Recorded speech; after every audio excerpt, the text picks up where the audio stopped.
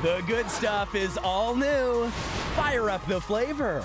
Mary's serving up steak night with reverse seared perfection and shrimp scampi stuffed potatoes. Then, step inside this stunning mudroom makeover and get inspired to revamp your own space. Plus, Malin Akerman joins us from the hot new series, The Hunting Wives. And it's day 4 of Mary's Sizzling Summer Reads. The good stuff starts right now.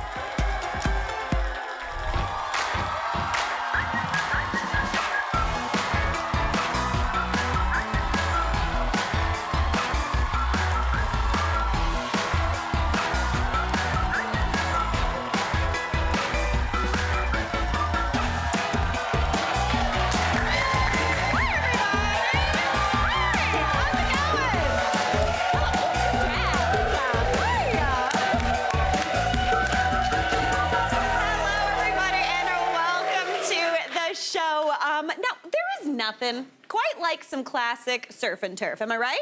Yeah. Classic for a reason. It's always good. Well, today, by request of some of the wonderful producers here on The Good Stuff, we're gonna start in the kitchen with what I'm calling surf and double turf. We're talking, listen, I'm never gonna turn down a potato, and I consider that also turf. So we are talking seared steak with a delicious shrimp scampi stuffed potato. Oh. Yeah. So we've got the turf from the steak, we got the turf from the potato, like under turf, and then we've got the surf from the shrimp. I'm feeling very, very good about this. So the first thing we want to do is get to work on our steaks. Now, I am doing a reverse sear on these steaks today, which basically means typically when you're cooking a steak, you'll sear it in a hot pan and maybe finish it in the oven. We're gonna flip that on its head and start it in a really low oven and then finish it in the pan. It's one of my favorite ways to cook steak. You get a perfect cook pretty much every single time, which is a dream. So I have got 2 beautiful strip loin steaks here, just sitting out on a plate. Now, whenever you're doing a reverse sear method, you wanna make sure that your steak is nice and thick. You want it to be at least an inch and a half. 2 inches is great. It can really be up to like 4 inches thick if you're doing one of those big boys. And it's gonna be absolutely beautiful. It's gonna cook through nice and evenly and be perfect. Now, the other thing you need to do before you even talk about heat at all is you wanna take these steaks out of the fridge and let them sit at room temperature for about an hour or 2. Sounds like a long time, but basically what that's gonna do is it's gonna take the chill of the fridge off and make sure it cooks nice and evenly. It's not gonna be one of those steaks where your medium rare is kind of like well done, medium, rare in the middle, and then the opposite on the other side. It's gonna be seared, beautiful medium rare all the way through. So I've got those steaks there doing their thing. They have been sitting out doing their thing, but now I'm just gonna transfer them onto a rack-lined sheet pan. Now, for reverse sear, you wanna use a rack-lined sheet pan because you want air going all the way around those steaks. So just pop those on over there. And then I'm gonna season those really, really well with some salt and pepper. Now, at this point, I like to go pretty heavy on my salt and pepper because most of this is gonna fall off either in the oven or in the pan when we're searing. So give it a good season. If you have a favorite kind of steak spice, nice salty steak spice, like a Montreal or something, feel free to do that. That would be beautiful. Get it seasoned up on both sides. Stunning. Now, if you had like a T-bone or a ribeye, those would also be absolutely beautiful. A good steak with good marbling is kind of my favorite for this method.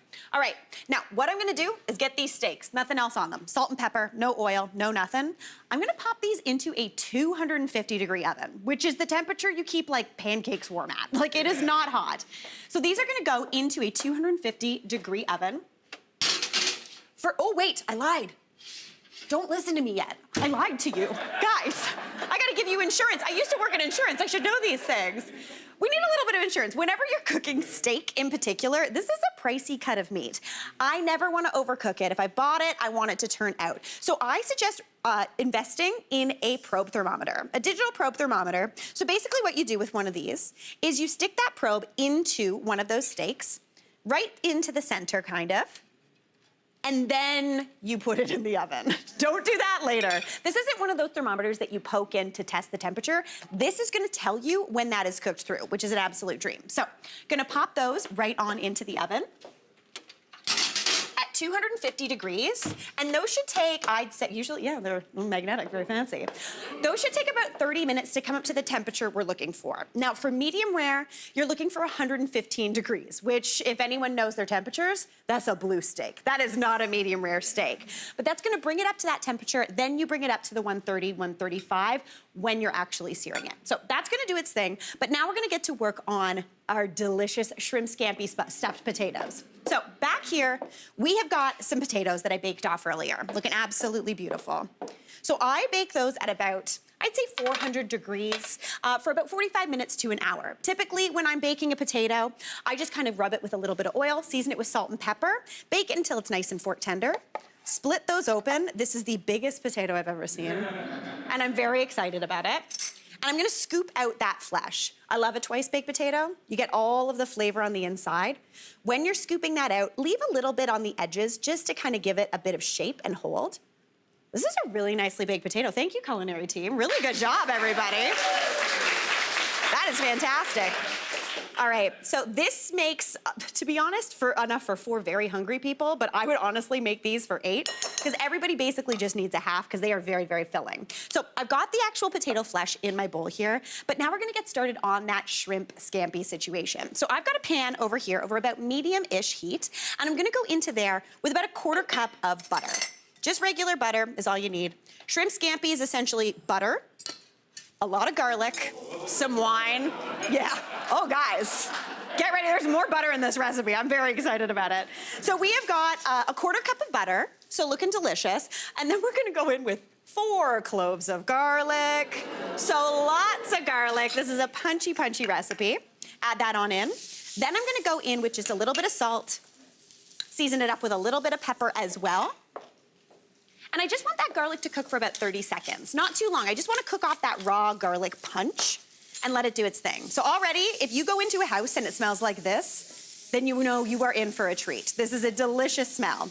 Now, I'm gonna add in my shrimp into all of this garlic butter. So we've got about 400 grams of raw shrimp that I've diced up here, just frozen, thawed under cold water, and then chop them up. Those are gonna go right on into that pan as well. Give that a nice stir. And then I'm gonna season that up with a little bit of chili flake. I like a little bit of heat in my shrimp scampi, so just about half a teaspoon of chili flakes right on in. Give that a stir. And this is kind of weird. Right now, you are gonna cook these shrimp for maybe about a minute. They're gonna cook up, get nice and pink, but we don't actually want them to cook all the way through because they're gonna finish cooking in the oven. So I'm gonna let those shrimp start doing their thing. While those do their thing, we're gonna add all the creamy dreaminess into this potato situation. Basically, when I'm making a twice baked potato, I want things to kind of taste like mashed potatoes in a potato skin with shrimp in it. Very confusing. This is what happens in my mind when I wake up in the morning. I'm like, I wanna eat 3 things at the same time. How can I make that happen? So I'm gonna give these potatoes a little bit of a smash just to get them going. And then one of the things that I absolutely love in my mashed potatoes, and people who don't like cheese and shellfish, please turn away. I'm going in with half a cup of cream cheese. Cream cheese brings a really nice, obviously a little bit of sharpness, definite creaminess, really, really tasty, right on into those potatoes. Now, for a little bit more kind of creaminess, I'm going in with about half a cup of sour cream. Now, I don't actually put any kind of buttermilk or milk in these potatoes. That's a little bit too much liquid for what we're gonna add later. But this is gonna bring that creaminess and make it absolutely delicious. Also, lactose intolerance, please look away. This is also maybe not the dish for you. Season that up with some salt. I personally don't love pepper in my mashed potatoes, so I'm gonna leave that out. But you do you. Give that a good mash. And honestly, if you sat me down with this bowl, I'd be a happy camper. I'm in my potato era. I never won't be. I'm feeling very good about it. All right, that is looking absolutely stunning. I'm gonna go check on those shrimp. They're starting to just turn beautiful and pink. You see around the edges, they're getting that little bit of color. They're starting to get a little bit bouncy, which is absolutely perfect. So these are not fully cooked yet, but we are gonna remove them from the heat because again, they're gonna continue to cook in the oven in those potatoes. So just use a slotted spoon and just remove those shrimp from that heat. And then I'm gonna add in some of my favorite flavors that you also add in to that shrimp scampi, that classic shrimp scampi. So get those shrimps out. I have a group of friends that I call my shrimps. It's very exciting. We actually call each other our scramps, which is fun. Okay. All right, get those on out of there. Then into here, we are gonna go in with one of my favorite flavor boosters, and that is some white wine. Always a good thing. So I like a dry white wine for this, nice and fresh. Going with about, I'd say about half a cup of white wine. You want that to simmer down and cook down just until reduced by half. But to give this a little bit more sharpness as well, I'm gonna go in with the zest and juice of some lemon. So I'm gonna add in that lemon zest right on into the pan. That's gonna bring out those essential oils. It makes these potatoes taste not light, but lighter than they would, you know. We do have a 1/4 cup of butter, half a cup of sour cream, and half a cup of cream cheese in there. A little bit of lemon zest, tap that on in. A little bit of that lemon juice too will be absolutely beautiful. Squeeze that on in. And as you can see, that wine reduces relatively quickly, but you do want to reduce it down. If I were to add the wine right on into this potatoes, it would be a little bit too watery, but this is going to intensify the flavor, make it absolutely beautiful and perfect for those potatoes. So that's looking good. I am just going to chop up a few herbs to go into this mix, just to give it a little bit of green, a little bit of health, you know. So I'm going to go in with about, I'd say 2 tablespoons of parsley, and if you watch this show, you know I never measure my herbs, and I in fact over measure my herbs, because that is not 2 tablespoons, but it's what's gonna go in today. So I've also got some chives here, but if you wanted, you could do this with tarragon would be really nice. Basil might be nice, but again, chives and parsley are an absolute classic. So just give those a nice rough chop. I'm gonna add in about half of that right on into those potatoes. Start giving those a good mash. And then I'm gonna go in, check it how much this has reduced. It's a little bit kind of blippy. The bubbles going on in this wine, they kind of hold their shape, almost like when you're making a pancake. That means it's reduced. It's a little bit thicker, a little bit syrupy. So that is absolutely perfect to go right on into those potatoes, just to bring that flavor of wine and lemon throughout, but not water them up too much. So that's gonna go right on in. I'm gonna go in with all of that garlic and those shrimp. Absolutely beautiful. And then we just get to start mixing this up. Get that masher out of here because he's done his job. Give this a good mix together. And then just like a classic baked potato, stuffed baked potato with the bacon and the cheese and everything like that, all you need to do is just stuff this into those skins. So just grab a little spoonful. I like to do quite a amount, I'm not gonna lie.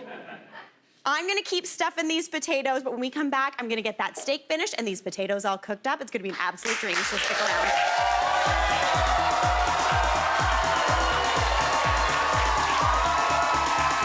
Tomorrow on an all-new episode, stylist Alexis Hans shows you how to style your fam for summer outings without cramping anyone's vibe. Then, adventure calls. Owen Reeves has the best camping, relaxing, and thrill-seeking getaways across Canada.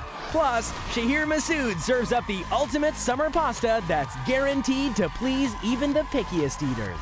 That's tomorrow on an all-new episode of The Good Stuff.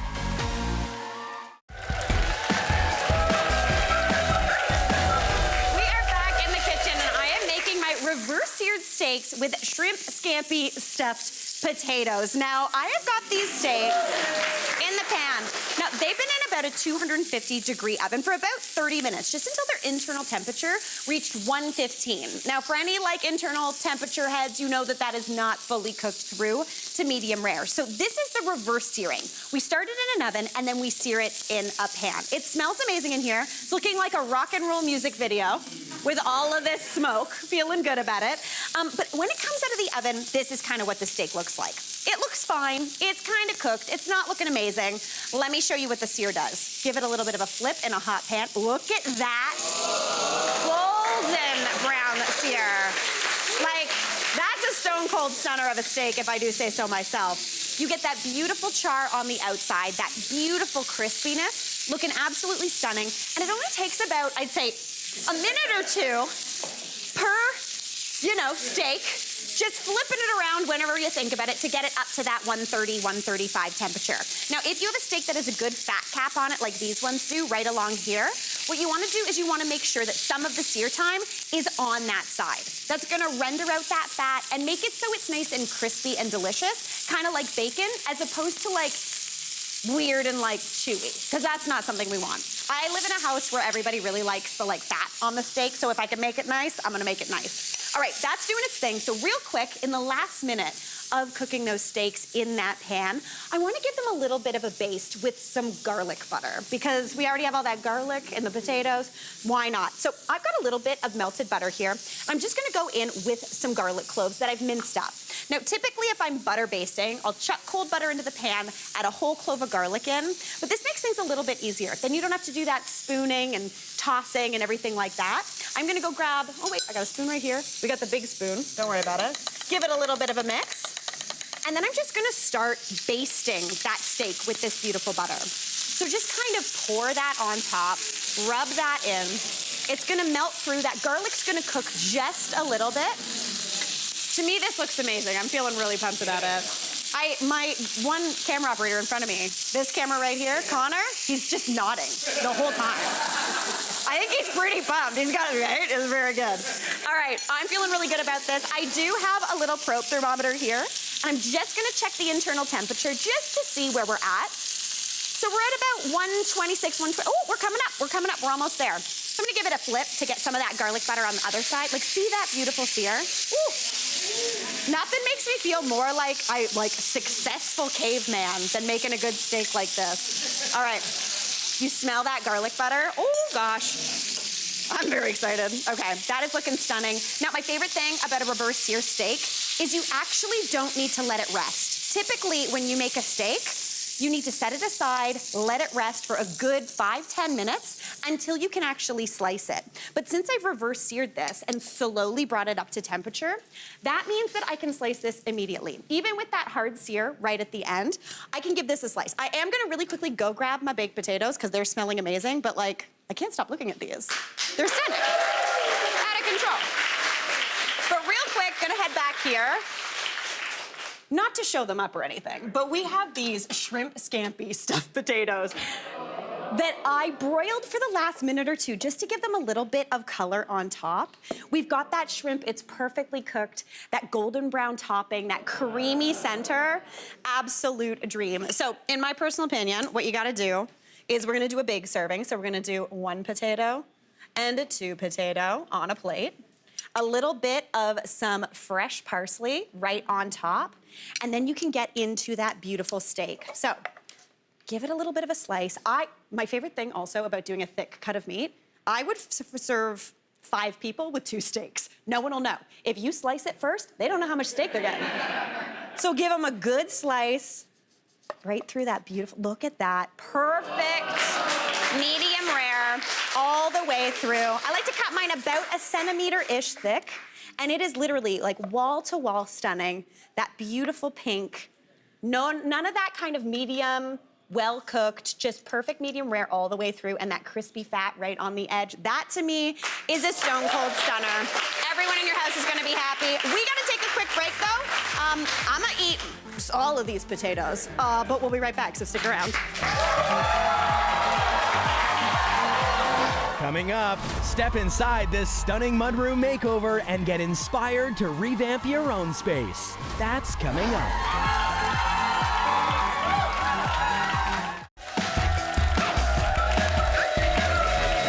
Designer Michelle Thompson shows us her stunning mudroom makeover and shares a few easy tips that you can use at home too.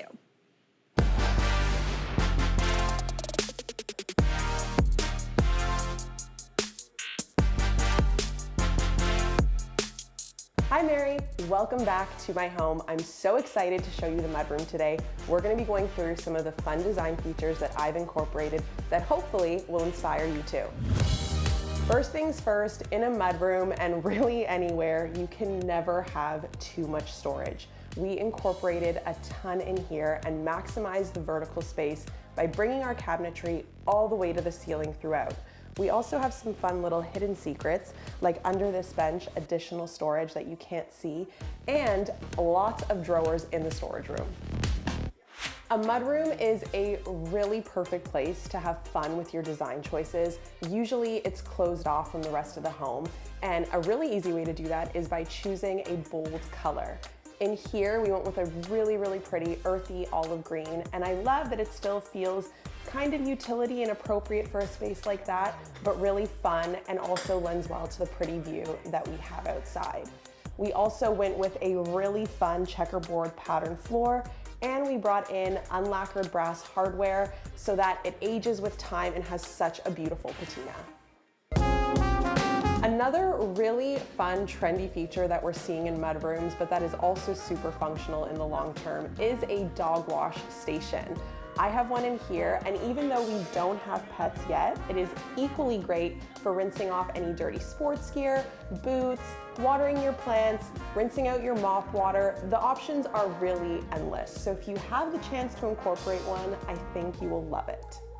Another design feature that I definitely don't like to overlook, even though it is a mudroom, is to bring in lots of texture. So whether that's a cushion, some throw pillows, a really beautiful shaded lamp, woven baskets, or a wood stool, it's nice to mix materials and still have that interesting feel. Tips if you're watching at home and want to spruce up your mudroom a bit, definitely bring in some storage. If you can't build it in, those baskets and movable options are so fantastic for this time of year.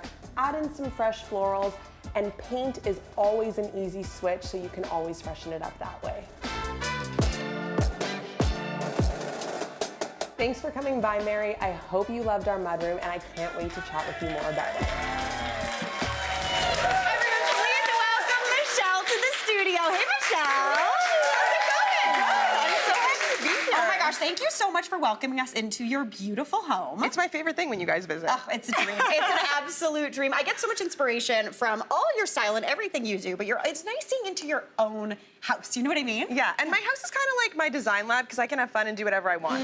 I like that energy. Okay, so you've got some more tips even to help us kind of pull off a quick glow up in our home. Absolutely. So if you are looking to kind of redo your entry or your mudroom or utility space, as we saw there, paint, really fun option in there. Totally. Especially if you have a kind of enclosed space where you have a nice hard stop with your walls, you can have fun, you can go a little bolder. That's so true, because sometimes if you have the more open space, you're like, where do I end the color? Exactly. This is easy. So these are fun little kind of compartmentalized areas where you can have fun. Okay, cool. And one of my favorite tools, if you are painting something new, is these peel and stick paint sheets, okay? This is a paint sheet. Correct. And these are made with real paint. Oh, okay. So it's not like a fake print of it, it is the actual color. I'll show you an example. Okay. And the reason I love these is, as you can see, they're... Oh, it's the same. Yeah, exact match. Yeah. But also, you can move these around and see how the lighting changes throughout the day. Totally. Because my space is not gonna look the same as your space, right? Yeah. So I think the team is gonna show us a little example. Like, for example, if this was bright daylight,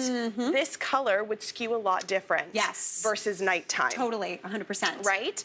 So yeah, you'll see those changes happen throughout the course of the day. Totally, and I love the fact that you can actually buy these in the large size, so you can actually get, because that's the thing, my brain doesn't work when I see something this big. I was like, I don't understand. Yeah. And you can wrap them around, your like trim, wherever you want to put it. It's hugely helpful. Oh, that's fantastic. Yeah. Okay, so what about updating flooring without doing like a full reno? Yes, so a little bit more budget-friendly, renter-friendly. Surprisingly, vinyl floor coverings have come a long way. These are peel and stick. Okay. So, and they're thick and they're sturdy. They stay in place and they feel great underfoot, and you can have fun and get kind of some of those trendy patterns like a checkerboard without fully committing to a retile. Oh, I love it. And you know what? I think a lot of people think when you think vinyl flooring, you think of like the ones you see in cottages. They're like all orange. Yes. Yeah. And they're sometimes not even. It's not the case. These are like exceptionally good quality. And my tip, if you are putting these in, and especially in a pattern like this, is to try to mix up the orientations. Oh, okay. You don't want to lay it with like the grain all going in the same way, because that can kind of take away from the organic nature of a real tile. Totally. Oh, I love that tip. That's great. Okay, fantastic. Now, what about hardware? This is something that I'm currently in the mood for right now in my bedroom, because my closet handles, don't love them. I'm always in the mood for hardware. I was like a little like, ooh, this is fun. And see, you know what? Tiny but mighty, right? It's one of those things that will make a big impact. So here I have an example where we did the same knob, but one in a silver, one in a gold, just to show that like the difference that a color choice can make. Yeah. But also to show that you have flexibility to choose what you like. Yeah. Right? And me personally, I really like a living finish. Yeah. So an unlacquered brass. That's what I have in my mudroom that you saw, and that will patina and age over time. Okay. So a living finish isn't that brushed shiny where you want to keep it that same. You want it to age a little bit. Exactly. Oh, cool. It will change and have different tones to it and look used and develop a lot of character. I like that. It's so fun. See, that's very nice. It's like very like British farmhouse, which is kind of my goal. That is what I want. Someone too. referred to the mudroom as a bougie campsite, like for a camp. I'm like, with the cubbies? Yes. Yes, dream. That's what I want. 100%. Nora Ephron, I want her Trap. 1,000%. Let's do it. Dream. Love it. Okay, so Sam, we love this. Now, what else are we talking about over here? Okay, so of course, in an entry or a mudroom, you need a drop zone. You need to be able to toss your keys, your mail, your sunglasses. So really great time to incorporate a surface like a quartz.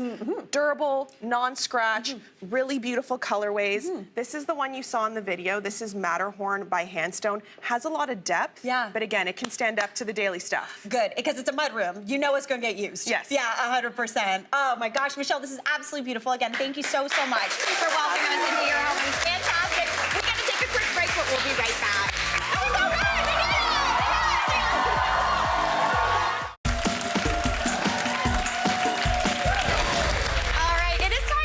Taste buds to the test. Everyone, please welcome my bud, food expert extraordinaire, Ryan Hinkson. Hey, Ryan. How's it going? Great. Oh, man, it's always so good when you're here. You always bring the most delicious things. I don't get to eat it, though, today. I know. Yes, that is true. Today, we have 3 very adventurous audience members who are going to play a game with us that we're calling Twisted Tastes.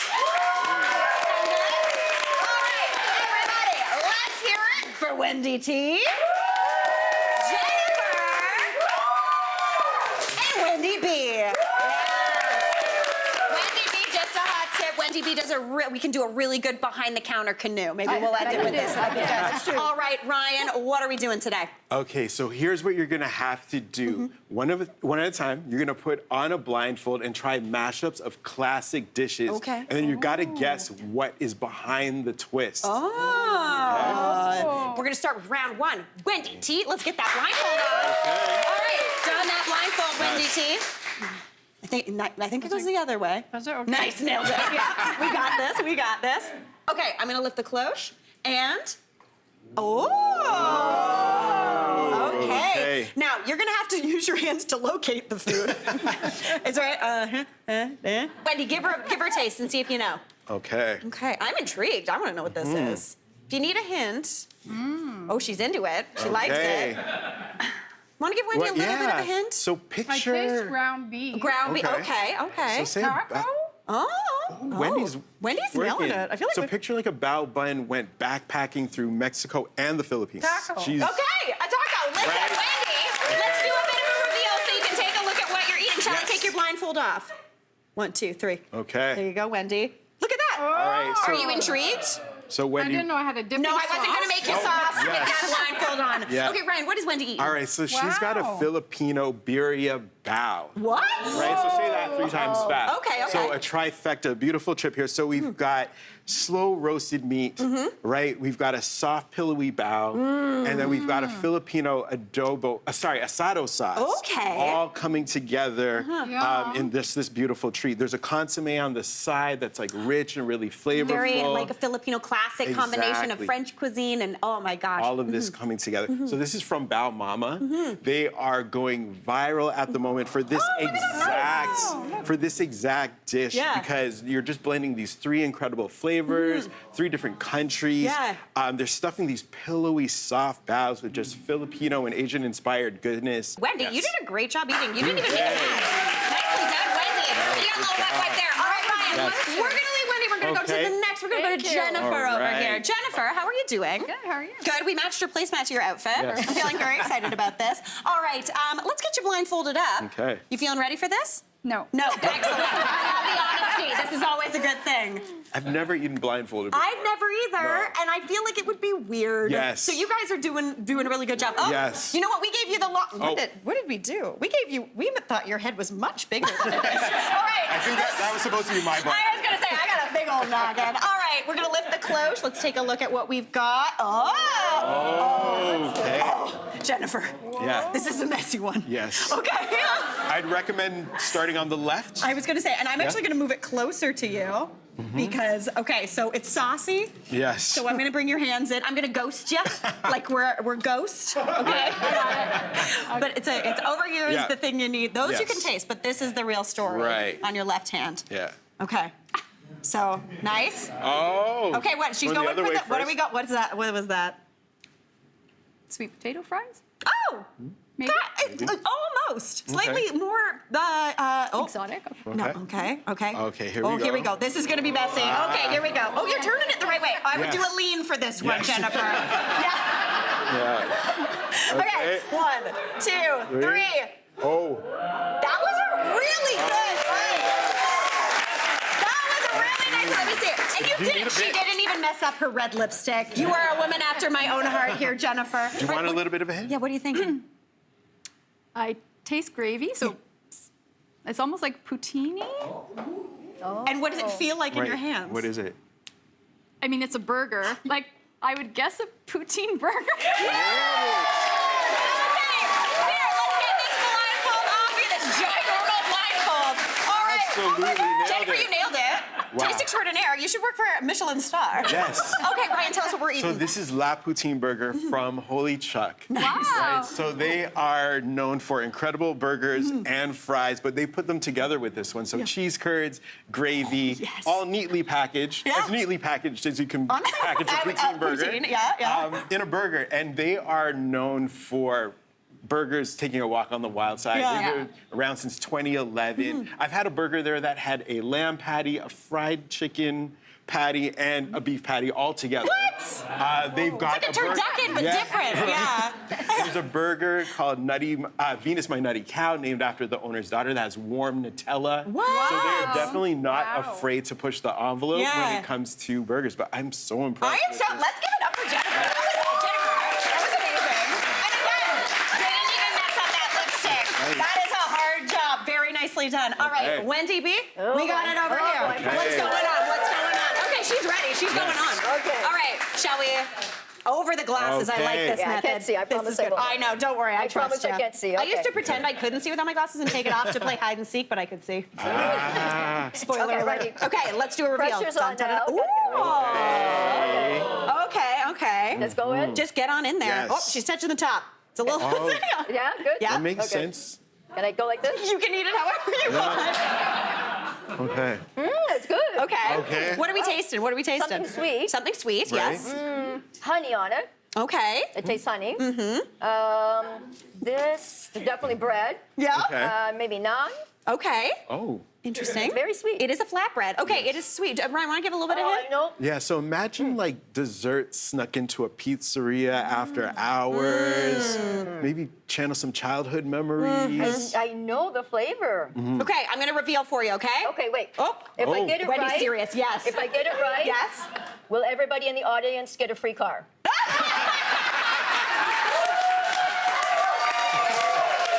Wendy!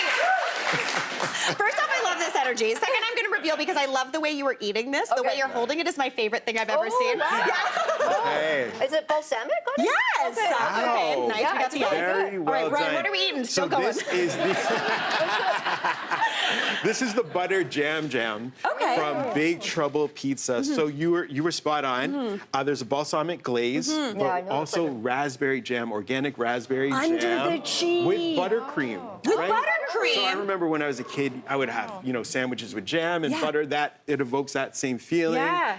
There's a little like balsamic, as you said. There's mozzarella cheese and then lemon zest. Oh, I mean, that's what I'm tasting. And I mean, off the top, you would think that this is the most outrageous one. But Oh if my you think gosh. about like a cheese board, there's usually like a fruit component or a sweet jam, component. 100%. Right? So it really works well. I love cheese and jam together. It's one of my favorites. Yes. So Yeah. good. And the owners at Big Trouble, it's burgers and pizza they do Sick. extremely well.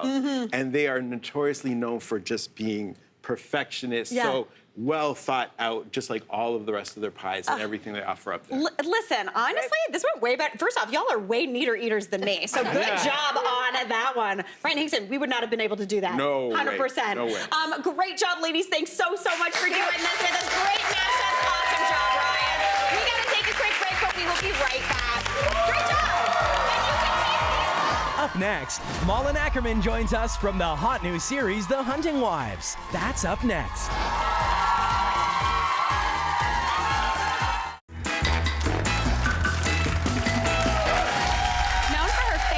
favorite roles in hits like Watchmen and Billions, my next guest is starring in the new thriller, The Hunting Wives. Check it out. Friendships like ours are rare. So when Jed and I go on our campaign trail, I'm taking y'all with me. In my heart. Oh, honey. Love you. She's adorable. 5 of us have made so many good memories together. I'm gonna take those with me too. Especially Cabo 2020. Oh. That was the one. Everyone, please welcome Canada's own Malin Akerman.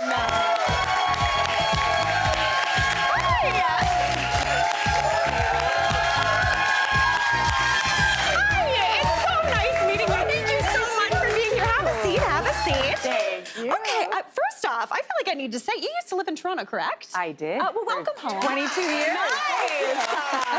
Now, did you have any favorite spots when you lived here? Oh my gosh, you know, I worked at a bar called 606. Oh, Any takers?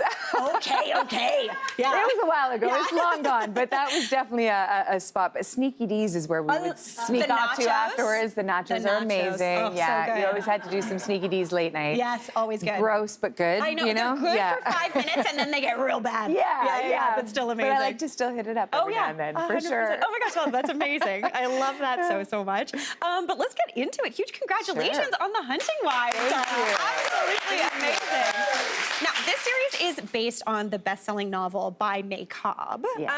And let me say it, it's a little spicy. Oh, very spicy. Yeah, right? So tell us a little bit about your character in the show. Oh my gosh, Margot Banks is, you know, she's a socialite. She's queen bee of the Hunting Wives. They go to her cabin on Fridays and they drink margaritas and they go shoot wild boar. Okay. Because that's what you do. Yeah. But all of her ladies, you know, it's a really kind of, Right? interesting group of women who is what you would imagine you don't want to be a part of. Got it. It feels fun and salacious, but then when you're in it, it just feels really complicated and manipulative and backstabbing and all that kind of fun stuff that we love to watch. I was just saying, great for TV. Great for TV. Not for real life. No, definitely not. Oh my gosh. Well, okay, you kind of dropped into it a little bit there. This show takes place in like deep East Texas. So you've got to take on a little bit of that classic Texas drawl. Now, correct me if I'm wrong, you speak 5 languages? Speak 4 languages. 4 languages. Yeah. Okay, so did that help or hinder? Like, is the Texas accent easy? I don't know. I think, you know, watching fun shows or Matthew McConaughey. Yeah. You know, we've heard Texan accents, and so it's in there somewhere. Yeah. But we had a dialect coach who came out and helped us kind of, because you can go real Texan. Yeah. You know, and that he had to pull us back every now and then. So we just wanted to give it a little taste of Texas, really. But yeah, thanks for the thank goodness for the dialect coach, because I really would be lost without him. 100%. Yeah. That's the thing. I feel like people, when we talk to people like you who are on sets, there's so many people who go into making a show and making it feel authentic and great, which is so cool. And I'm from Sweden originally, and it's so funny because, you know, doing accents is so different than speaking a language. Yeah. So I've been asked, you know, before to do. I was married to an Italian man. Yeah. Now ex, but but he was helping me out with an accent. I had to do an Italian accent for like this animated thing, and he kept saying, "You sound Polish," and I was like, "I don't sound Polish. I sound Italian. I sound great." And I went and did the audition, and they went, "Okay, cool. Can you do one more take where you sound a little less Polish?" You're like, in my head, So this is nailing it. I really needed that dialect coach. Well, thank the Lord for him. Absolutely amazing. No, this isn't your first time adapting a role from a book to the screen. One of my I love Watchmen. I love the graphic novel. I love the movie. You're amazing in it. But do you find that really fun, going with something that's already got a fleshed out character, something that someone else has written that you get to then play with?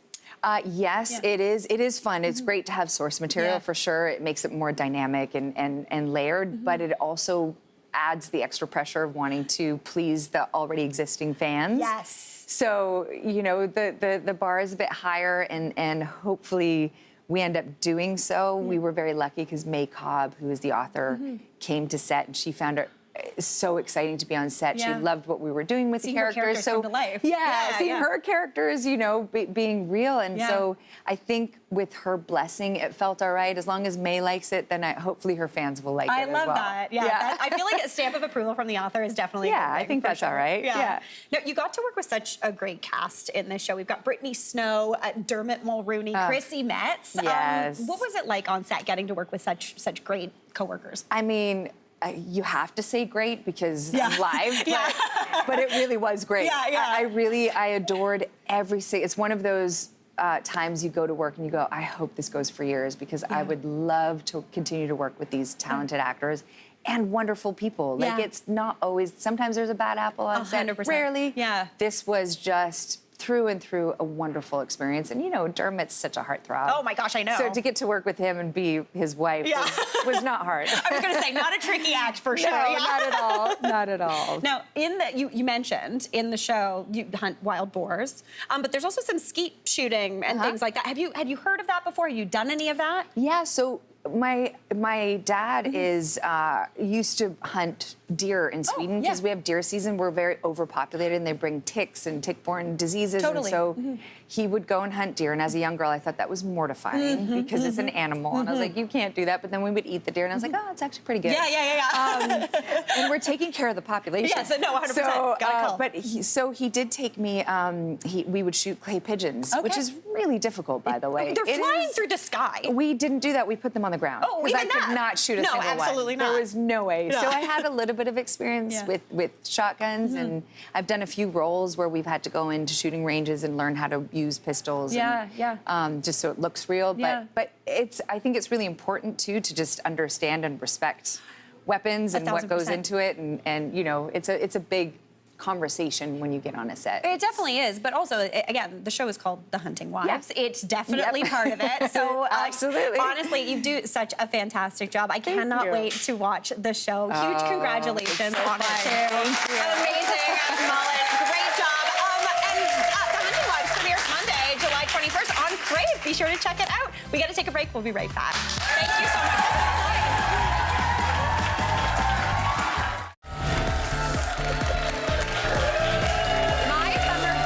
Continues. Now, all week long, I've been sharing some of my all-time favorite reads. Today's title is The 7 Deaths of Evelyn Hardcastle by Stuart Turton. So, first off, just to be clear, this is not the 7 husbands of Evelyn Hugo. For some reason, around 2017/2018, there was something in the air in the world of authors, I guess, and the number 7 and the name Evelyn must have just been like floating around. This book, The 7 Deaths of Evelyn Hardcastle, is kind of like a mixture of Gosford Park and anything by Agatha Christie. Kind of think Murder at a Masquerade Ball, and you kind of get the gist. Now, the really fun part of this book is the perspective. There is technically only one protagonist / point of view, and that's the character who has to figure out who done it. But there's a little bit of a Groundhog Day-like catch to it all. Based on the title of the book, you obviously know that Evelyn Hardcastle will be murdered at the end of the party. But the tricky thing is that every single day, the protagonist wakes up in a different character's body. So the day kind of continues repeating itself until you solve the crime. So when you start the book, I'm not gonna lie, I was like, what is happening? I was very confused. But you quickly realize that as the reader, you're actually supposed to feel confused because the protagonist is feeling really confused. It makes you feel like that you are at the heart of this mystery, trying to piece together the information to solve this crime. Now, for each book in my Sizzling Summer Reads, I give an unconventional ranking to help you understand the vibe, and I'm gonna give this book a 4 out of 5 magnifying glasses.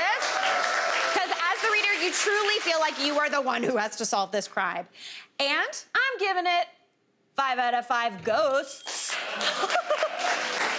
Because there's a little bit of a supernatural kind of spooky side to this whole story. So if it's not your vibe, maybe steer clear, but I absolutely love it. It's really, really wonderful. And studio audience, I hope you like it too, because I'm sending you all home with a copy of The 7 Deaths of Evelyn Hardcastle by Stuart Turton. Hope you enjoyed it.